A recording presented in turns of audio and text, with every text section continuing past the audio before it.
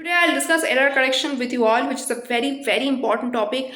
It's one topic that you really can't avoid. ये सारे exams में आता ही है, and in order to solve that corrections, in order to do that corrections, first of all the basic thing you need is to strengthen your grammar. Okay, so without any further ado, please keep on watching. Now, let's look at the first question. Okay, all the books were indeed interesting, but that one was the more interesting. मतलब क्या है इसका? सारे जो books है वो सभी बहुत ही इंटरेस्टिंग है, but that one was the more interesting. इसमें एरर क्या है?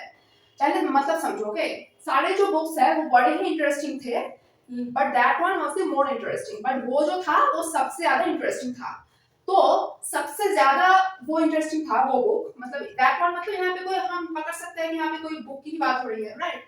All the books were interesting, but that one was the more interesting. कोई बुक की बात रहे वो बुक सबसे ज्यादा इंटरेस्टिंग था. अब सबसे ज्यादा मतलब क्या है? Superlative degree, right?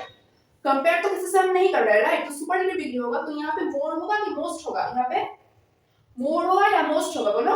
ऑब्वियसली यहाँ पे मोर नहीं होगा, क्या होगा? मोस्ट होगा. ओके, क्योंकि सारे बुक में वो सबसे ज्यादा इंटरेस्टिंग था. ये जो सबसे ज्यादा मैं बोल रही हूँ इसका इंग्लिश ही है मोस्ट. ओके, हम किसी से कंपेयर तो नहीं कर रहे हैं, तो मोर क्यों रहेगा यहाँ पे, राइट? नेक्स्ट देखो, she does not have some money to buy a new AC, so she is worried. उसके पास जरा भी पैसे नहीं है नया एसी खरीदने के लिए, so she is worried. तो वो चिंतित है. ओके, अब देखो मैंने एक वीडियो बनाया था कुछ दिनों पहले, you can check the playlist also, कि जब सम और एनी. ओके, सम हम कब यूज करते हैं और एनी कब यूज करते हैं? समझो, सम अगर कोई पॉजिटिव चीज है तो उसके लिए हम लोग सम यूज करते हैं, और एनी अगर कोई चीज नेगेटिव है उसके लिए हम लोग नेगेटिव यूज करते हैं, नेगेटिव सेंस के लिए हम लोग एनी यूज करते हैं. तो यहाँ पे क्या है? She does not have some money to buy a new AC. यहाँ पे कोई पॉजिटिव सेंस दे रहा है या फिर नेगेटिव सेंस दे रहा है? ये जो सेंटेंस है इतना तक, she does not have some money to buy a new AC, ये ऑब्वियसली एक नेगेटिव सेंस दे रहा है ना कि उसके पास जरा भी पैसे नहीं है एक नया एसी खरीदने के लिए. तो यहाँ पे सम होगा कि एनी होगा? यहाँ पे ऑफ कोर्स यहाँ पे क्या होगा? एनी होगा. she does not have any money. Okay, सम हम हमेशा पॉजिटिव सेंस के लिए यूज करते हैं. अगर यहाँ पे हम ऐसे लिखते she does have some money to buy a new AC, तब एक पॉजिटिव सेंस देता और तब सम होता. ओके, तब एनी नहीं होता. लेकिन यहाँ पे जो सेंटेंस है वो एक नेगेटिविटी को डिनोट कर रहा है, right? She does not have some money to buy a new AC. उसके पास जरा भी पैसे नहीं है एसी खरीदने के लिए, तो ऑफ कोर्स यहाँ पे सम नहीं होगा, यहाँ पे क्या होगा? एनी होगा. Okay, I hope you have understand this. The next देखो, I told her that it would be more better if she herself talk to the groom. मैंने उससे बताया कि ये ज्यादा बेहतर रहेगा कि वो अगर खुद से, ग्रूम का मतलब क्या होता है? दूल्हा. ओके, दूल्हे से अगर वो खुद बात करे, तो इसमें एरर क्या होगा? देखो यहाँ पे क्या है? इतने बड़े सेंटेंस में इतना बड़ा सेंटेंस देख के घबराना नहीं है, इसमें छोटा सा एक एरर है. क्या हुआ यहाँ पे? देख, मोर बेटर है. हमेशा ये याद रखना, कोई भी सेंटेंस में अगर डबल कंपैरेटिव है, ये डबल कंपैरेटिव है ना, कि हम यहाँ पे मोर भी लगा रहे हैं और यहाँ पे बेटर भी लगा रहे हैं. बेटर किसका कंपैरेटिव फॉर्म है? गुड का. ओके, तो दोनों कंपैरेटिव के लिए एक साथ हम लोग कभी भी नहीं बैठा सकते. Okay, double comparative, we can not use double comparative. Okay, तो यहाँ पे क्या होगा? मोर कट जाएगा. ओके, यहाँ पे मोर नहीं होगा. ओके, अच्छा बताओ तो इस सेंटेंस को इतने पार्ट को छोड़ो. ओके, इतने पार्ट को छोड़ो. यहाँ से बताओ तो मुझे, she herself talked to the groom, ये एम्फैटिक प्रोनाउन है या फिर रिफ्लेक्सिव प्रोनाउन है? सोचो तो ये क्या है? सब्जेक्ट क्या है?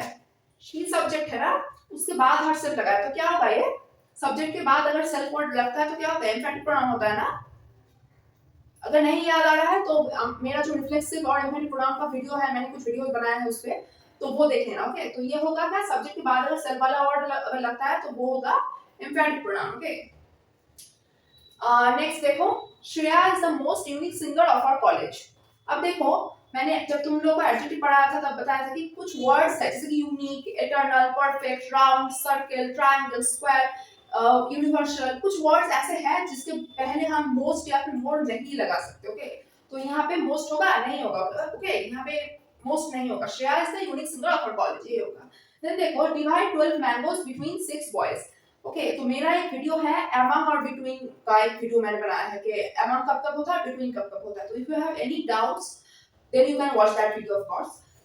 तो मैंने उस वीडियो में बताया था कि अगर दो लोगों के बीच में बात हो रही है तब बिटवीन होगा, अगर दो से अधिक लोगों के बारे में हम लोग बोल रहे हैं तब अमंग होगा. ओके, मतलब अगर मैं यहाँ पे बोलती थी divide 12 mangoes between Ram and Shyam, तब बिटवीन होता है। लेकिन यहाँ पे 6 बॉयज, 2 से ज्यादा है ना, 6 बॉयज के बारे में बात हो रहा है, तो यहाँ पे बिटवीन नहीं होगा। क्या होगा यहाँ पे?